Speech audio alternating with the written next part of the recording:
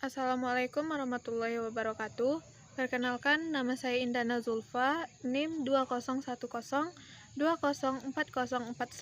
dari jurusan Tadris Biologi 3A dengan dosen pengampu Bapak Hendra Lardiman SSI MPD. Baiklah, di video kali ini saya akan membahas tentang produktivitas. Adapun pembahasannya, yang pertama, proses-proses dasar dalam produktivitas primer. Yang kedua, beberapa metode penentuan produktivitas primer. Dan yang ketiga, produktivitas primer dalam ekosistem alami. Yang keempat, gambaran umum. Dan yang kelima, produktivitas ekosistem. Dan yang keenam atau yang terakhir adalah produktivitas dalam sistem pertanian. Pengertian produktivitas. Produktivitas adalah laju produksi biomasa. Kajian produktivitas merupakan bagian yang penting dalam ekologi. Produktivitas dapat dibedakan dalam dua bentuk. Yang pertama, produktivitas primer melalui produksi materi organik baru pada tumbuhan atau ototrof. Yang kedua, produktivitas sekunder meliputi produksi materi organik baru pada hewan atau heterotrof. Proses-proses dalam produktivitas primer. Yang pertama, proses fotosintesis. Dalam proses ini hanya sebagian kecil energi cahaya yang dimanfaatkan. Sebagian besar cahaya direfleksi tidak mengenai tumbuhan atau berubah menjadi panas. Yang B, proses respirasi. Proses ini merupakan kebalikan proses fotosintesis yang melibatkan berbagai reaksi yang kompleks dan biokatalisator yang berupa enzim.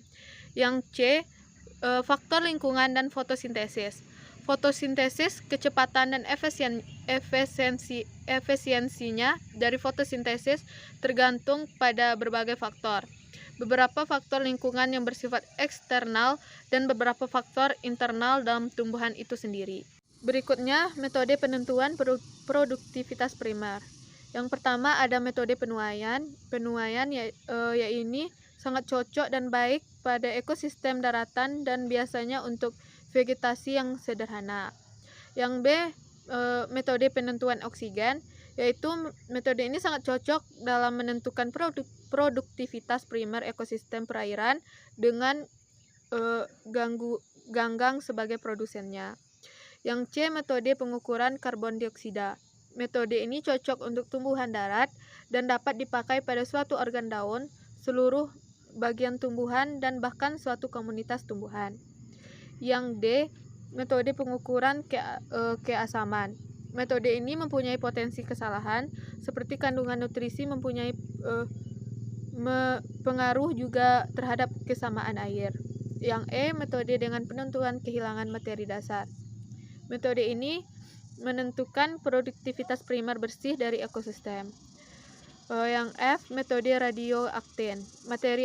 Materi aktif yang dapat diidentifikasi radiasinya dimasukkan dalam ekosistem. Dan yang G, metode penentuan klorofil. Produktivitas berhubungan erat dengan jumlah klorofil yang ada. Produktivitas primer dalam ekosistem alami. Produktivitas primer dari ekosistem alami sangat bervariasi besarnya, baik secara spesial maupun temporal. Hal ini disebabkan oleh 3 faktor atau keadaan utama. Yang A, intensitas dan arah sinar matahari. Yang B, pembatasan lingkungan. Dan yang C, komposisi dan struktur komunitas.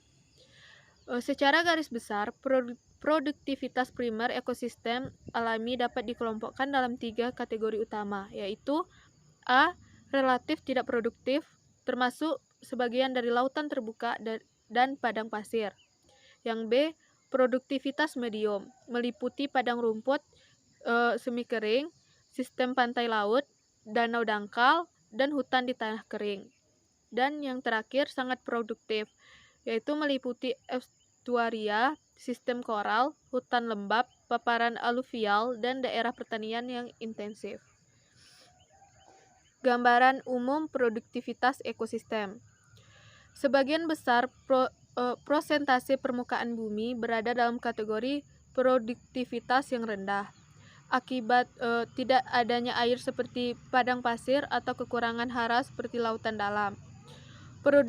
Yang kedua, produktivitas lautan pada kenyataannya lebih rendah daripada produktivitas daratan. Dan yang ketiga, ekosistem yang paling produktif adalah ekosistem terbuka, memiliki komunitas yang intensif terhadap ekosistem lainnya. Produktivitas dalam pertanian.